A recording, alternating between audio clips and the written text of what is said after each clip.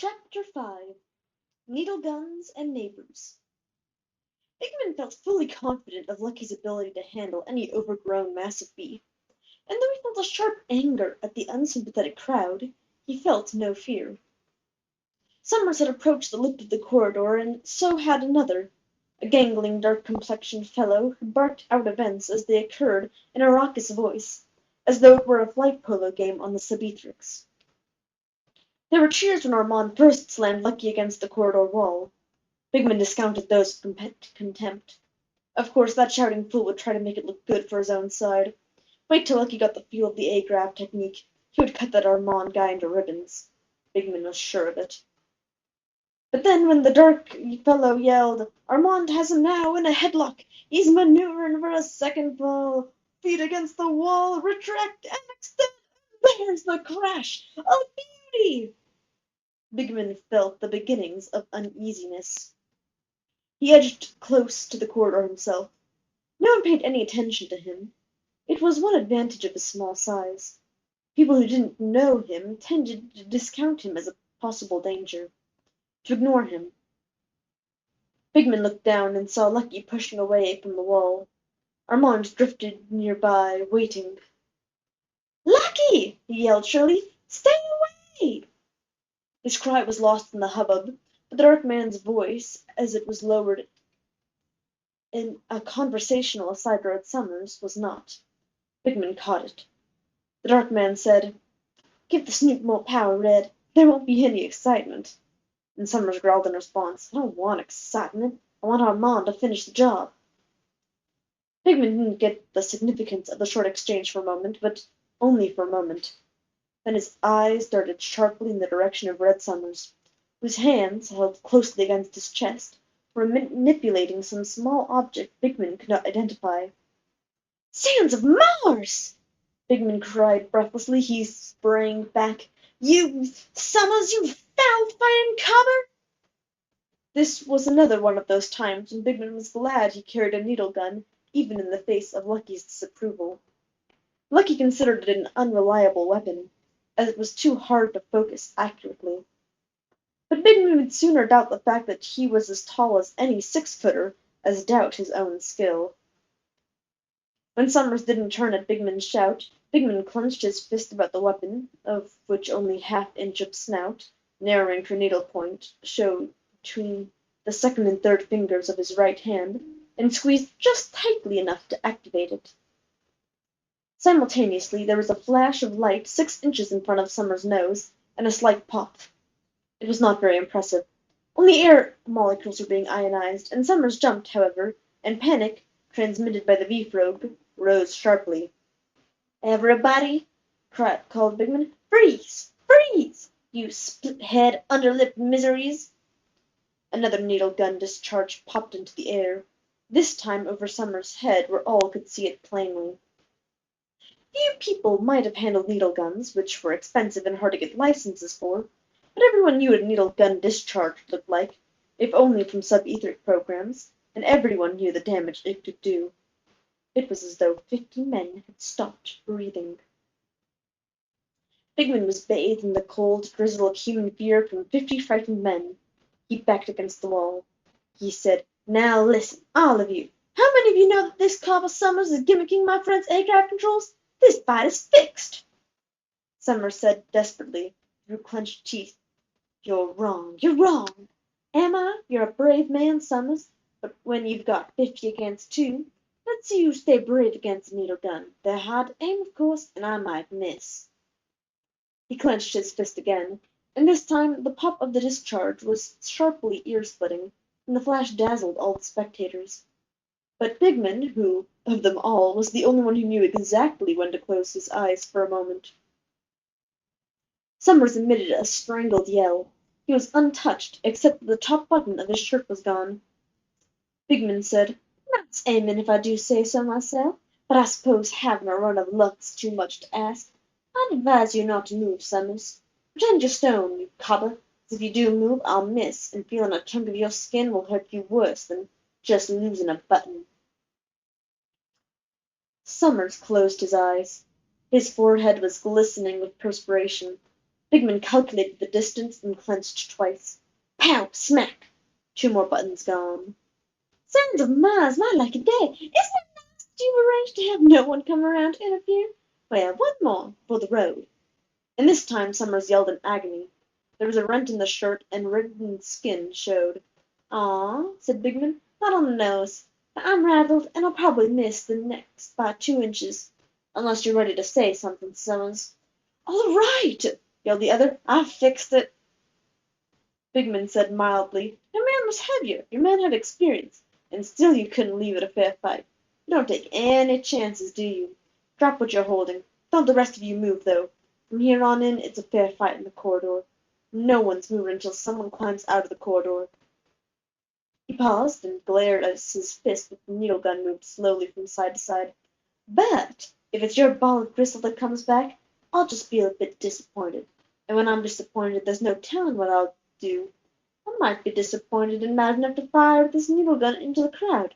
And there isn't a thing in the world any of you can do to stop me from clenching my fist 10 times. So if there are 10 of you bored of living, just hope that your boy beats Lucky Starr."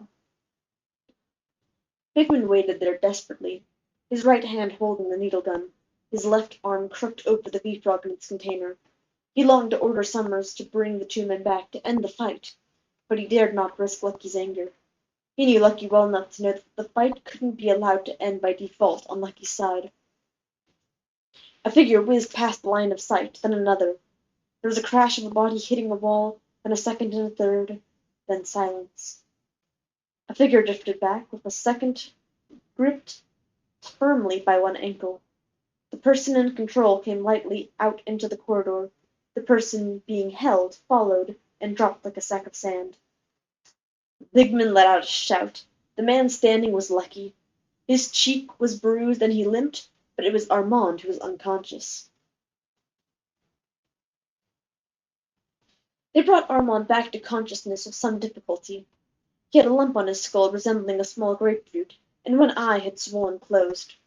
Though his lower lip was bleeding, he managed a painful smile and said, "By Jupiter, this kid's a wildcat." He got to his feet and threw his arms about Lucky in a bear hug. It was like tangling 10 men after he got his bearings. "He's all right." Surprisingly, the men were cheering wildly. The V-frog transmitted relief first, swallowed up at once by excitement. Armand's smile widened, and he dabbed the blood with the back of his hand. "This councilman's all right. Anyone who still doesn't like him has to fight me, too. Where's Red?" But Red Summers was gone. So was the instrument he had dropped with Bigman's order. Armand said, "Listen, Mr. Starr, I've got to tell you. It wasn't my idea, but Red said we had to get rid of you or you'd make trouble for all of us." Lucky raised his hand. "That's a mistake. Listen, all of you. There'll be no trouble for any loyal Earthman, I guarantee it. This fight is off the record. There was a bit of excitement, but we can forget it. Next time we all meet fresh. Nothing's happened, right?" They cheered madly, and there were shouts of, "He's all right!" and "Up with the council!" Lucky was turning to go when Armand said, "Hey, wait." He drew in a vast breath and pointed a thick finger. "What's this?" He was pointing to the V-frog. "A Venusian animal," said Lucky. "A pet of ours. It's cute." The giant simpered down at it. The others crowded, close to stare at it and make appreciative comments, to seize Lucky's hand and assure him that they had been on his side all along. Bigman, outraged at the shoving, finally yelled, "Let's get to quarters, Lucky, or I swear I'll kill a few of these guys." There was an instant's silence, and the men squeezed back to make a path for Lucky and Bigman. Lucky winced as Bigman applied cold water to the bruised cheek in the privacy of their quarters. He said, "Some of the men were saying something about needle guns in that final crush, but in the confusion I didn't get the story straight. Suppose you tell me, Bigman." Reluctantly, Bigman explained the circumstances. Lucky said thoughtfully, "I realized that my controls were off, but I assumed mechanical failure, particularly since they came back after my second fall. I didn't know you and Red Summers were fighting it out over me." Bigman grinned. "Space, Lucky. You didn't think I'd let that cheap character pull a trick like that?" "There might have been some other way than the needle guns." "Nothing else would have frozen them so," said Bigman aggrieved. Did you want me to shake my finger at them and say, naughty, naughty? Besides, I had to scare the green bejesus out of them. Why? Lucky said sharply. Sands of miles, Lucky. You spotted the other guy 2 falls when the fighting was fixed, and I didn't know if you had enough left to make it out. I was going to make Summers call the fight off. That would have been bad, Bigman. We would have gained nothing. There had been men convinced the cry of foul was unsportsmanlike fake. I knew you'd figured that, but I was nervous. No need to be. After my control started responding properly, things went fairly well. Armand was certain he had me, and when he found there was still fight in me, the fight seemed to go out of him. That happens sometimes with people who've never had to lose. When they don't win at once, it confuses them, and then they don't win at all. Yes, Lucky, said Bigman, grinning. Lucky was silent for a minute or two. Then he said, I don't like that yes, Lucky. What did you do? Well, Bigman applied the final touch of flesh tint to hide the bruise, and stepped back to consider his handiwork critically. I couldn't help but hope that you'd win, now, could I? No, I suppose not. And I told everyone in that place that if Armand won, I would shoot as many of them as I could. You weren't serious. Maybe I was. Anyway, they thought I was. They were sure I was after they saw me needle 4 buttons off that cobbled shirt. So, there were 50 guys there, even including Summers, who were sweating themselves blind hoping you would win and Armand lose. Lucky said, so that's it. And I couldn't help it if the bee-frog was there and transmitted all those thoughts to you too, could I? So all the fight went out of Armand because his mind was blanketed with wishes he would lose. Lucky looked chagrined. Remember, Lucky, 2 foul falls. It wasn't a fair fight. Yes, I know. Well, maybe I needed the help with that. The door signal flashed at that moment, and Lucky raised his eyebrows. Who's this, I wonder? He pressed the button that retracted the door into its slot. A chunky man with thinning hair and china-blue eyes stared at them unblinking, stood in the doorway. In one hand he held an oddly shaped piece of gleaming metal, which his limber fingers turned end for end. Occasionally the piece ducked between fingers, traveling from one thumb to pinky and back as though it had a life of its own. Bigman found himself watching it, fascinated. The man said, My name's Henry Norch. I'm your next-door neighbor. Good day, said Lucky. You're Lucky Starr and Bigman Jones, aren't you? Would you care to come to my place for a few minutes? Visit a bit? Have a drink? That's kind of you, said Lucky. We'd be glad to join you. Norwich turned somewhat stiffly and led the way down the corridor to the next door. One hand touched the corridor wall occasionally. Lucky and Bigman followed, the latter holding the V-frog. Won't you please come in, gentlemen? He stood aside to let them enter. Please, sit down. I've heard a great deal about you already. Like what? Said Bigman. Like Lucky's fight with Big Armand, and Bigman's marksmanship with a needle gun.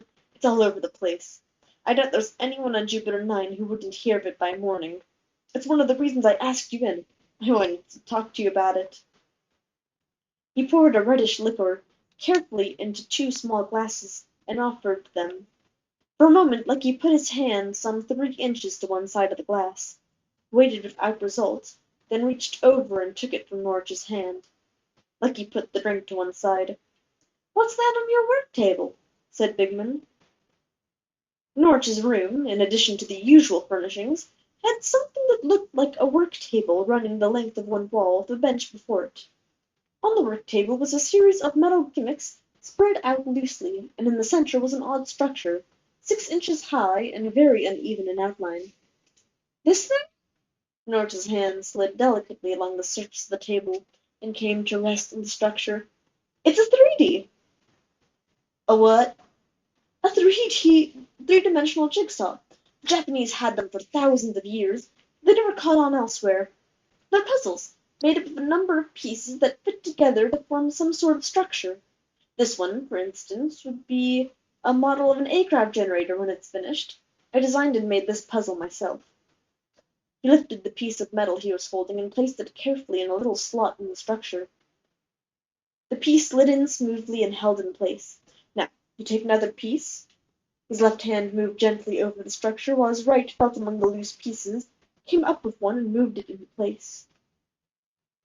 Bigman, fascinated, moved forward, then jumped back at a sudden animal howl from beneath the table. A dog came squirming out from beneath the table and put its forehead on the bench. It was a large German shepherd dog, and it stood now looking mildly at Bigman. Bigman said nervously, "Here now, I stepped on it by accident." "It's only Mutt," said Norwich. "He wouldn't hurt anyone without better cause than being stepped on. He's my dog. He's my eyes." "Your eyes?" Lucky said softly. "Mr. Norwich is blind, Bigman."